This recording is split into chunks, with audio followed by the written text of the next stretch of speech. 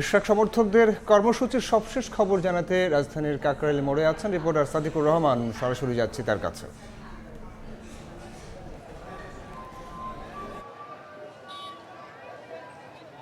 Engineer Ishraq হোসেনের যে আজকে যে আদালতের যে বিষয়টি ছিল, রেট ছিল, যে বিষয়টি আসলে রেট খারিজ করে দেওয়ার পরে আজকে এখানে ইশরাক হোসেন সহ তার সমর্থকরা এই যে যমুনার পাশে এই জায়গাটিতে কাকরাইল মোড়ে কিন্তু এতক্ষণও অবস্থান ছিল, এখনও আছেন। এবং তারা যেটি বলছেন যে খুব দ্রুত যেন তাকে শপথ পড়িয়ে তাকে যে ঢাকা দক্ষিণ সিটি কর্পোরেশনের মেয়রের পদটি যেন তাকে বুঝিয়ে দেওয়া হয়, দায়িত্বটি বুঝিয়ে দেওয়া হয়, সেই দাবিতেই তারা এখনও অবস্থান নিয়েছিলেন। এবং তারা কিছুক্ষণ আগে ইশরাক হোসেন যে জিনিসটা বলেছেন যে আসলে তারা সরকারকে সময় দিতে চান, যে 24 ঘন্টা থেকে 48 ঘন্টা তারা পর্যবেক্ষণ করবেন এবং তারা দেখবেন সময় সরকারের অবস্থান এবং তাদের কর্মকাণ্ড দেখবেন এবং পরবর্তীতে তাদের এই আন্দোলন আবারও চলবে যদি না তাকে মেয়রের দায়িত্বটি বুঝিয়ে দেওয়া হয়। এছাড়াও তারা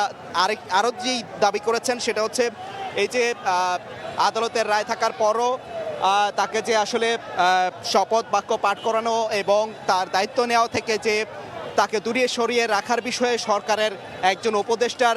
যেই হস্তক্ষেপ রয়েছে সেই বিষয়টিকে উল্লেখ করে তিনি আসলে যেটা বলেছেন যেন সরকারের যে ছাত্র প্রতিনিধিদের যেই দুইজন উপদেষ্টা রয়েছেন তার পদত্যাগ আসলে গতকালই তিনি দাবি করেছেন এবং সেই দাবিতে তিনি কিন্তু এখনও অনড় রয়েছেন এবং বলছেন যে আসলে সেই বিষয়ে তিনি সরকারের অবস্থার তারা দেখবেন। সেই বিষয়টি কিন্তু দেখছেন কিছুক্ষণ আগে যে ইশরাক হোসেন সেই ঘোষণা দেওয়ার পরবর্তীতে আপাতত যে এই আন্দোলন স্থগিতের ঘোষণা দেওয়ার পর এখন নেতাকর্মীরা আসলে বাড়ি ফিরে যাচ্ছেন। সেই বিষয়টি এখন যেটা দেখতে পাচ্ছেন যে ইশরাক হোসেন ছাদ খোলা গাড়িতে করে কিন্তু যেটা দেখতে পাচ্ছেন যে এখন বিদায় নিচ্ছেন নেতাকর্মীদের আনন্দে, নেতাকর্মীদের কাছ থেকে নেতাকর্মীদের শুভেচ্ছা বিনিময় করছেন। এবং কিছুক্ষণ আগে কিন্তু তিনি যেই এখানে অস্থায়ী যে মঞ্চটি ছিল সেই অস্থায়ী মঞ্চে কিন্তু তিনি উঠেছেন এবং কথা বলেছেন এবং সেখানে আমি দেখেছি যে 8 জন জুলাই যে আহত যেই ছাত্ররা তারা কিন্তু এখানে এসেছিলেন,